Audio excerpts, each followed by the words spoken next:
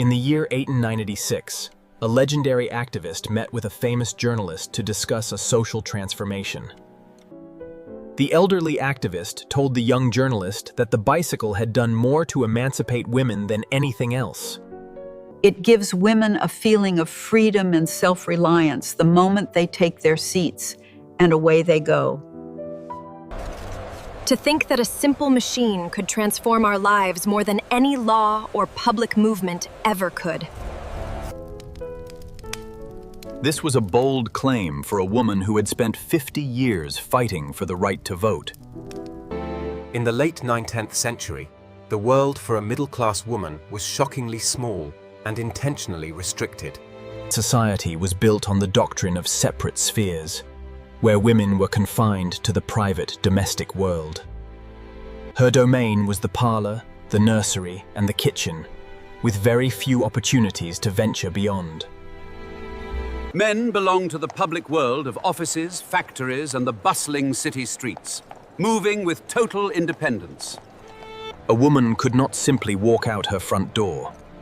She needed a reason, a destination, and a chaperone.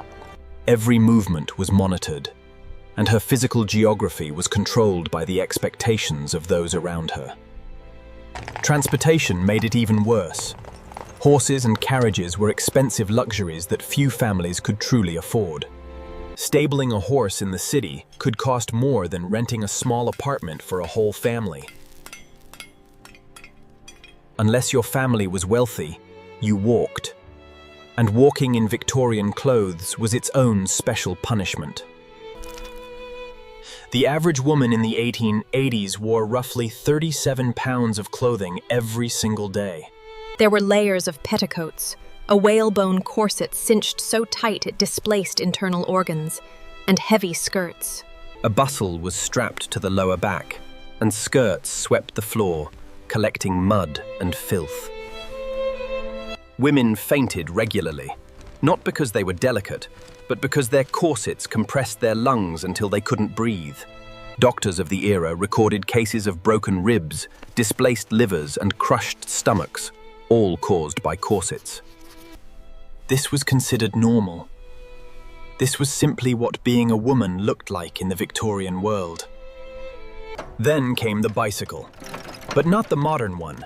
The early versions were terrible, bone-rattling iron contraptions. The velocipede of the 1860s earned the nickname Bone Shaker for very obvious and painful reasons.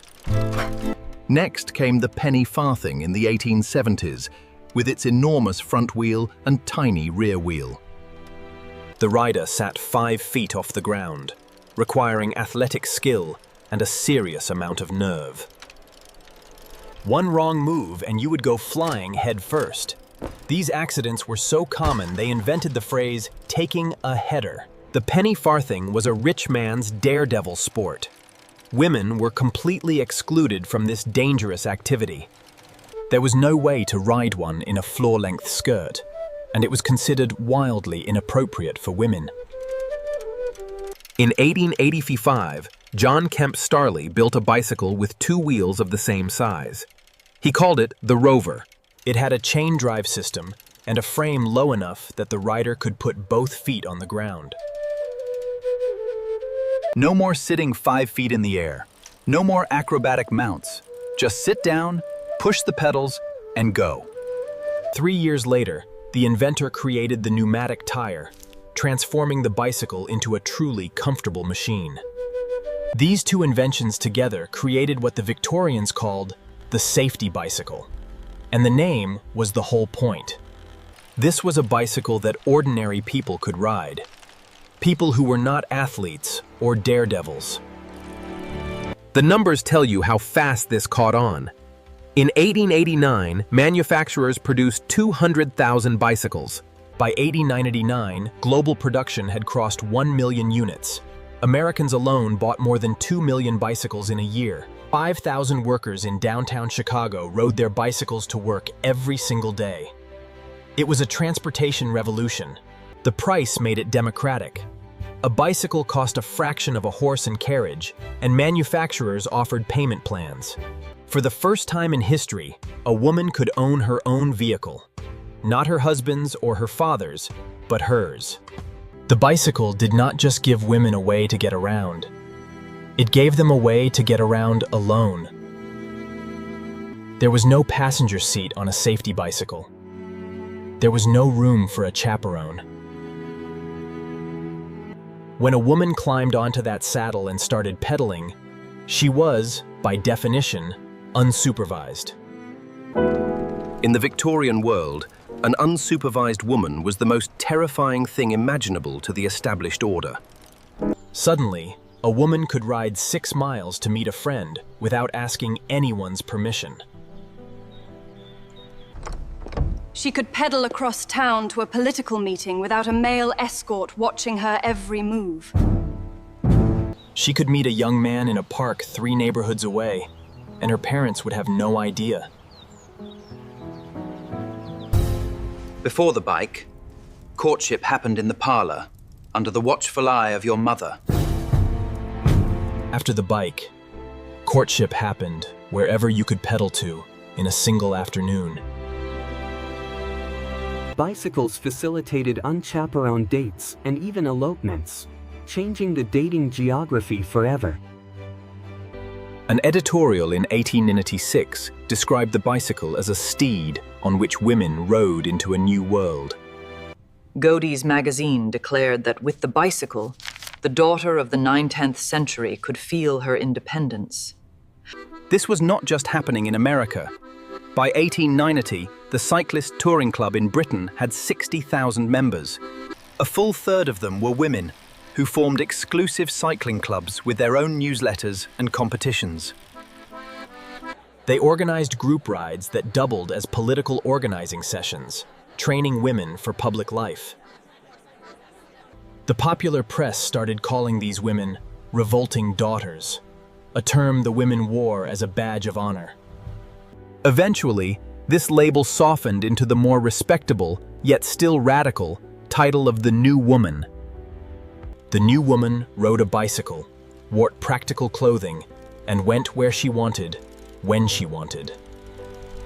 A full third of them were women, who formed exclusive cycling clubs with their own newsletters and competitions. An adventurer and writer recalled how the bicycle changed her entire generation. She said she bought a bicycle and rode unchaperoned, miles beyond the limits possible to a horse. The world opened before her. She went away from home to see what the world might give her.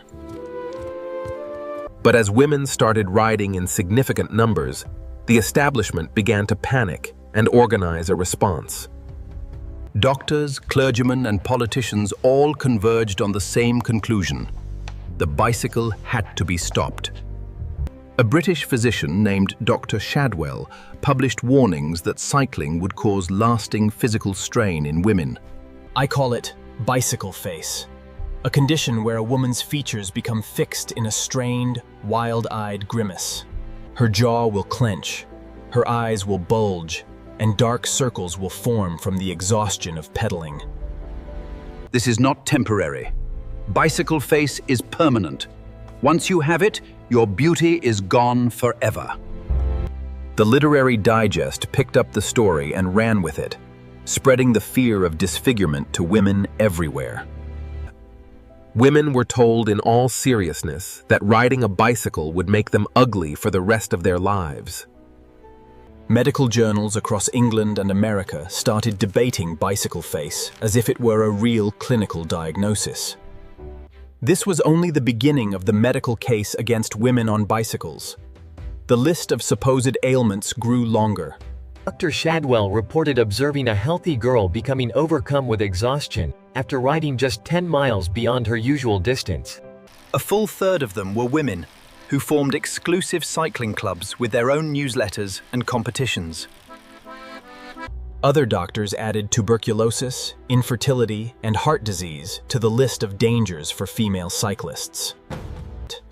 But the list was never really about medicine. It was about control and maintaining the social order. If you could convince women that cycling would destroy their health and beauty, you could keep them off the bike. This allowed the establishment to avoid admitting what they were actually afraid of: women's independence. In 1897, a physician finally had enough of the misconceptions. She published a response stating that cycling was not injurious and actually improved a woman's general health. She explained that the anxious facial expression was only seen among beginners learning to balance. Bicycle face was not a disease. It was just the uncertainty of an amateur learning a new skill. But if the doctors were bad, the clergymen were worse, seeing the bicycle as a direct threat to their authority. The bicycle woman has been influenced by a dark power. She is a departure from the standards of all virtuous people. The first problem was Sunday. People were spending their only day off riding through the countryside instead of sitting in pews. Cycling threatened to drain the remaining congregation down to the elderly and the sick, and the church panicked. One minister tried to solve the problem by starting a cycling group for young church members. His own church leadership censured him for it, seeing any compromise as a betrayal of their values. The second problem was clothing. Women who rode bicycles needed practical outfits, which meant shorter skirts and bloomers. Clergymen denounced these outfits from the pulpit, calling them improper, contrary to tradition, and a departure from the values of the community. The press mocked them, and cartoonists drew them as freaks, trying to shame them back into their traditional roles. The backlash was vicious. In some places, women faced physical assaults and were pelted with stones as they rode. The pressure was so great that Amelia Bloomer herself abandoned the outfit by 1859. For decades, dress reform was a fringe cause, and women remained trapped in their heavy, restrictive clothing. But the safety bicycle changed everything. It didn't make an ideological argument, it made a mechanical one.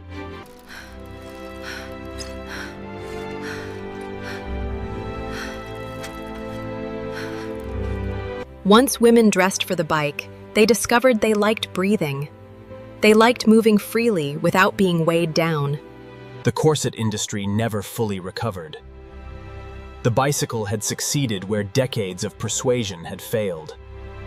The real revolution was millions of women circling their own neighborhoods for the first time without permission. In June of 1894, one woman decided to take this experiment to its absolute extreme.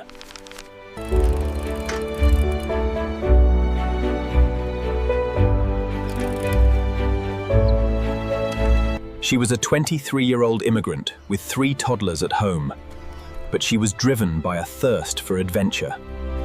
The story was that 2 wealthy businessmen made a wager that no woman could circle the globe on a bicycle. She took a name from a business supporter and set off to win the prize money. She had learned to ride only 3 days before she left. The first leg of the trip was a disaster. She rode from Boston toward Chicago on unpaved roads, wearing a long skirt on a very heavy bicycle.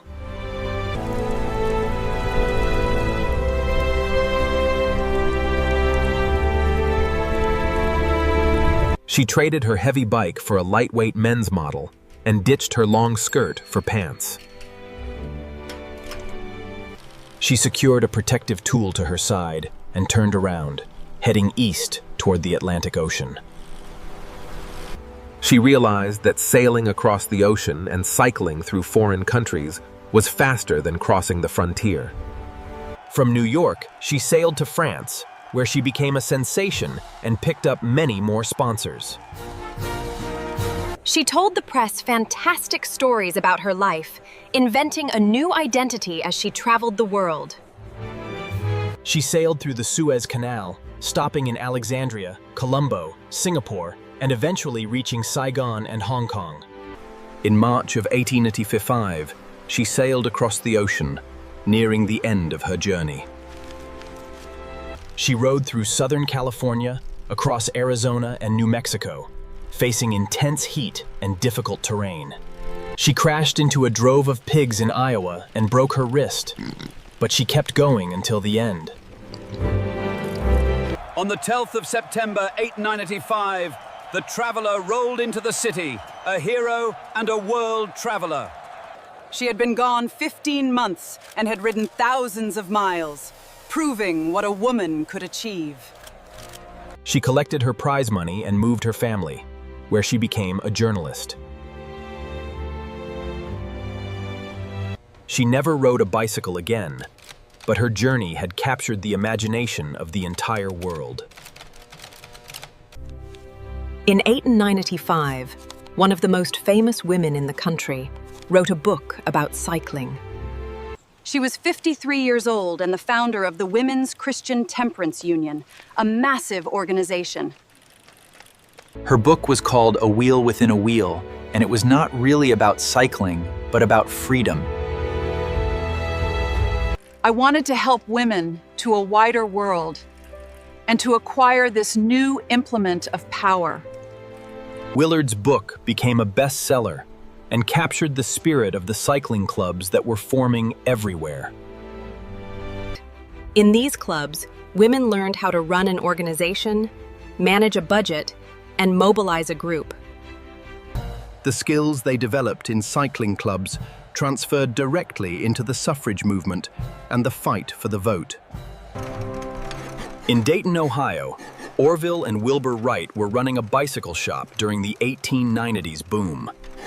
The profits from their shop funded their real obsession, building a machine that could fly through the air. The mechanical knowledge they gained from bicycles fed directly into the design of the first successful airplane.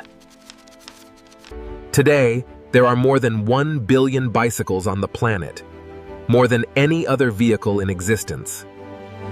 The bicycle is not a relic. It is the most successful transportation technology ever invented by humans. The activist was 76 years old when she sat across from the journalist in that 1896 interview. She had spent 50 years fighting for women's suffrage, but she saw the bicycle as the true key to emancipation. I stand and rejoice every time I see a woman ride by on a wheel. It gives her a feeling of freedom. The bicycle had done what no law could. It had given women the world, and there was no turning back. The revolution was on 2 wheels, and it is still pedaling forward today, all around the globe.